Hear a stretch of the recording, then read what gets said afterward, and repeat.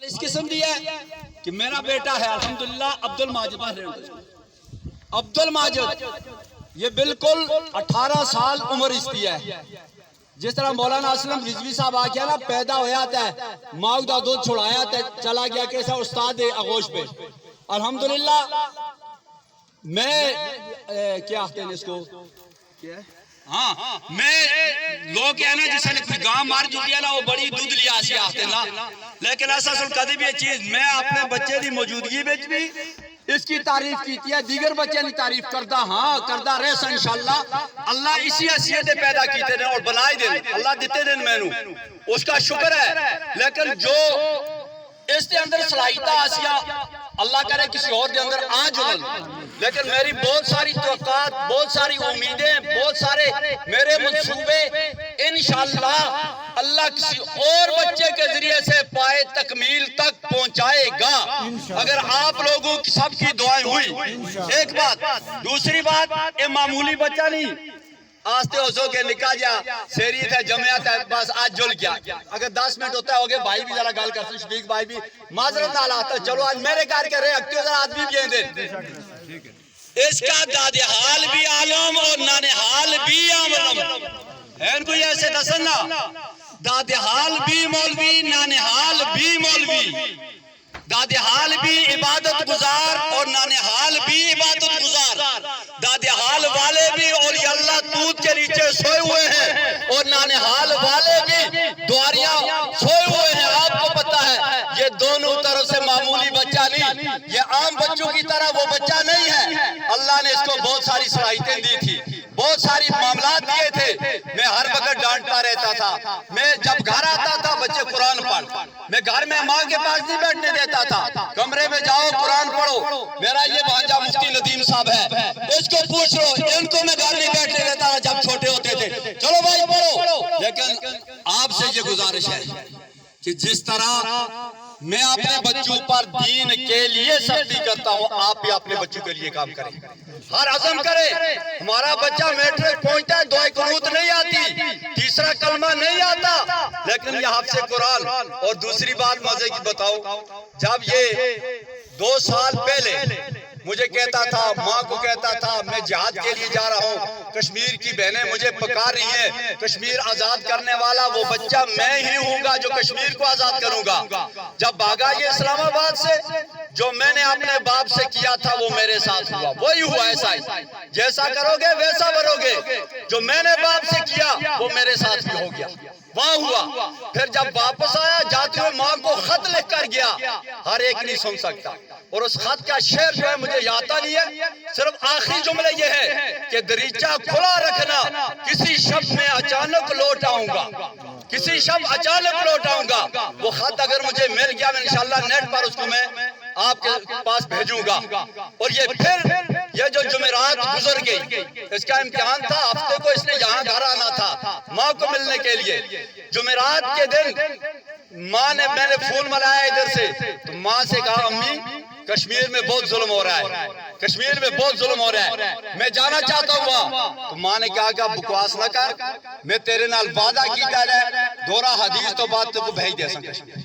اور ہمارا پکا ارادہ تھا الحمدللہ کہ ہم اس کو بھیجیں گے مجاہد بنائیں گے شہید بنائیں گے. لیکن الحمدللہ آج میں دعوے سے کہتا ہوں قیامت کے دن آؤں گا ایک حافظ کا باپ کون آ رہا ہے حافظ قرآن کا باپ آ رہا ہے کون آ رہا ہے ایک شہید کا باپ آ رہا ہے. میرا بیٹا حافظ بھی ہے میرا بیٹا شہید بھی ہے میرا بیٹا قیامت کے دن میری بھی سفارش کرے گا اپنی ماں کی بھی سفارش کرے گا اپنے خاندان والوں کی بھی سفارش کرے گا. یہ پڑھتا ہوا آج جا رہا ہے. پھر آخری بات کرتا ہوں فخر سے کہتا ہوں اللہ کا شکر ادا کرتا ہوں اللہ تو نے ایسا بیٹا دیا جس کا استقبال اسلام آباد کی دھرتی پر بھی ہوا جس کا استقبال مظفر آباد کی دھرتی پر بھی ہوا جس کا استقبال اٹھمقام کی دھرتی پر بھی ہوا اور آج شہری پائیز میں جس کا استقبال ہو کر آپ لوگ دور دراز سے آ کر آج اس کو اپنے اصل گھر کی طرف بھیج رہے ہیں آپ رخصت کر رہے ہیں. میرے بڑے بھائی میرے باپ کی جگہ میرے سرپرست میری اولاد کی سرپرست ایک بات چلو چلو بات جو گل نکل گیا میری داڑھی سفید ہے وہ تو لینا کچھ کالا کالا کرنا ٹھیک ہے زیادہ سفید بھی نہیں درمیانی جی ہے میرے باپ کا انتقال ہو گیا یہ میرے بھائی گواہ عاشق حسین بھائی اور یہ فیض اللہ بھائی